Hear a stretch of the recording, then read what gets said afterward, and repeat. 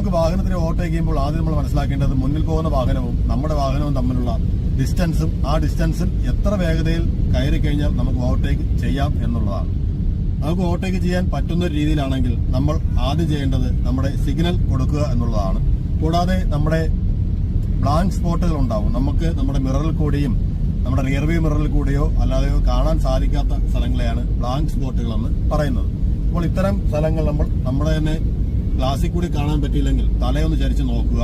തുറന്ന് നമ്മൾ മുന്നിലുള്ള വാഹനം പുറകിൽ വരുന്ന വാഹനങ്ങളെ മനസ്സിലാക്കി നമ്മൾ ഓവർടേക്ക് ചെയ്യാൻ പോവുകയാണെന്നുള്ള ഇൻഡിക്കേറ്റർ നൽകിയതിന് ശേഷം സുരക്ഷിതമായി നമ്മൾ 2 ലൈൻ ആണെങ്കിൽ അടുത്ത ലൈനിലേക്ക് കടക്കുന്നു.